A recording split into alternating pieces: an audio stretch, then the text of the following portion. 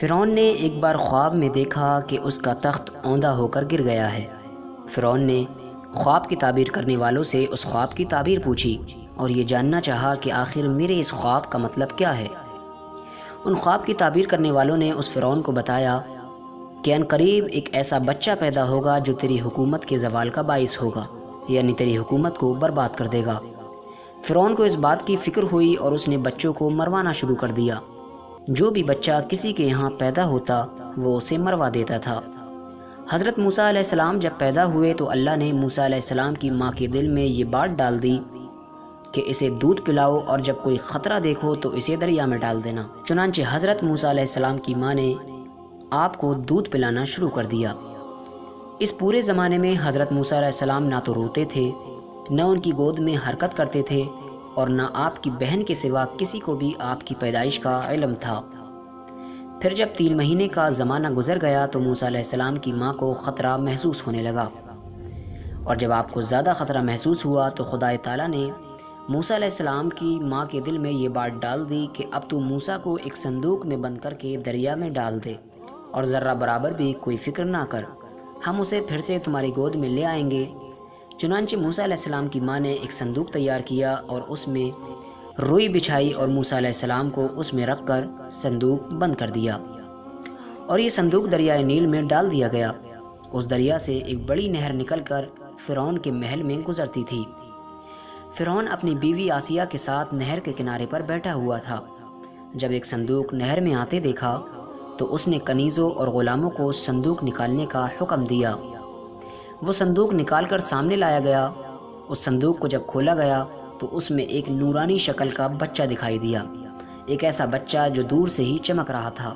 اس بچے کو دیکھتے ہی فرعون کے دل میں ایک عجیب سی محبت پیدا ہو گئی۔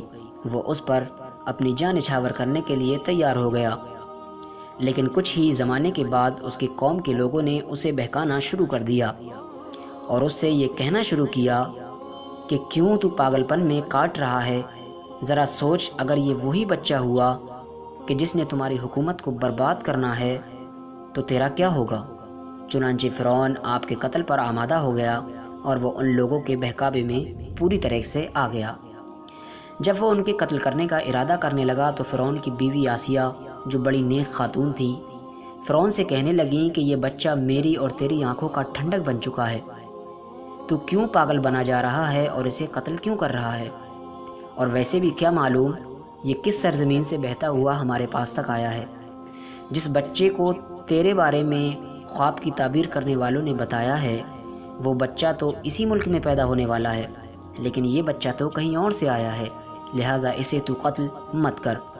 آسیہ کی یہ بات فرعون نے مان لی اور حضرت موسیٰ علیہ السلام فرعون کے محل ہی میں رہنے لگے، اور فرعون نے آپ کو دودھ پلانے کے لیے دائیاں بلوانا شروع کر دیں۔ مگر افسوس، حضرت موسیٰ علیہ السلام کسی دائی کا دودھ نہ پیتے تھے۔ اب فرعون کو فکر ہوئی کہ اس بچے کے لیے کوئی ایسی دائی ملنا ضروری ہے جس کا یہ دودھ پی سکے۔ ادھر حضرت موسیٰ علیہ السلام کی ماں اپنے بچے کی جدائی میں بے قرار تھیں، اور حضرت موسیٰ علیہ السلام کی بہن جس کا نام مریم ہوا کرتا تھا، وہ آپ کے تجسس، وہ آپ کی تلاش کرنے اور معلوم کرنے کو صندوق کہاں پہنچا ہے اور آپ کس کے ہاتھ آئے ہیں آپ کی تلاش میں تھی۔ یہاں تک کہ یہ پتہ کرتے کرتے وہ فرعون کے محل میں پہنچ گئیں، اور جب انہیں معلوم ہوا کہ میرا بھائی اسی محل میں ہے اور کسی بھی دائی کا وہ دودھ نہیں پی رہا ہے اور وہ ابھی تک بھوکا ہے، تو وہ فرعون سے کہنے لگیں، اے فرعون، کیا میں تجھے ایک ایسی دائی کی خبر نہ دے دوں جس کا دودھ یہ بچہ ضرور پیے گا؟ فرعون نے کہا، اس سے اچھی کیا بات ہے، ہاں ضرور، ایسی دائی کو لاؤ جس کا یہ دودھ پی سکے۔ چنانچہ وہ اس کی خواہش پر اپنی والدہ کو بلا لائیں، اور جب حضرت موسیٰ علیہ السلام کی والدہ موسیٰ علیہ السلام کے سامنے آئیں تو اس وقت حضرت موسیٰ علیہ السلام فرعون کی گود میں تھے اور دودھ کے لیے رو رہے تھے۔ فرعون آپ کو بہلا رہا تھا۔ جب آپ کی والدہ آئیں اور آپ نے ان کی خوشبو پائی تو فوراً ہی حضرت موسیٰ علیہ السلام آپ کی خوشبو کو سونگھ کر چپ ہو گئے اور اپنی والدہ کا دودھ پینے لگے۔ فرعون نے پوچھا، تو اس بچے کی کون ہے؟ یہ بچہ تو ابھی تک کسی کا دودھ نہیں پی رہا تھا اور تجھے دیکھتے ہی فوراً دودھ پینا شروع کر دیا۔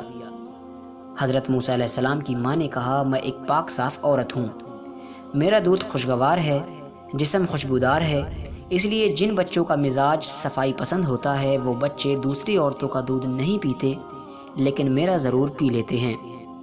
فرعون نے بچہ انہیں دے دیا اور دودھ پلانے پر انہیں مقرر کر لیا، اور ان کو اس بچے کو گھر لے جانے کی بھی اجازت دے دی گئی۔ لہٰذا آپ موسیٰ علیہ السلام کو گھر لے آئیں، اور اللہ تعالیٰ کا یہ وعدہ پورا ہو گیا کہ ہم اسے پھر سے تمہاری گود میں لے آئیں گے۔ اس طرح حضرت موسیٰ علیہ السلام کی پرورش خود فرعون ہی کے ذریعے ہونے لگی۔ آپ دودھ پینے کے زمانے تک اپنی والدہ کے پاس رہے۔ اس زمانے میں فرعون انہیں ایک اشرفی روزانہ دیتا رہا۔ دودھ جب چھوڑنے کی عمر ہوئی تو آپ موسیٰ علیہ السلام کو فرعون کے پاس لے آئیں، اور آپ وہاں پر پرورش پاتے رہے، تو لہٰذا اس طرح سے فرعون ہی کے ذریعے حضرت موسیٰ علیہ السلام کی پرورش ہوئی۔ اسی کے ساتھ آج کی اس ویڈیو کو لمبا نہ کرتے ہوئے یہیں پر ہم اپنی ویڈیو کا اختتام کرتے ہیں۔ چینل پر نئے آئے ہیں تو چینل کو سبسکرائب کریں، اور ہماری ویڈیو کو ہمیشہ لائک ضرور کیا کیجیے تاکہ ہماری حوصلہ افزائی ہو سکے۔ السلام علیکم ورحمۃ اللہ وبرکاتہ۔ اللہ حافظ۔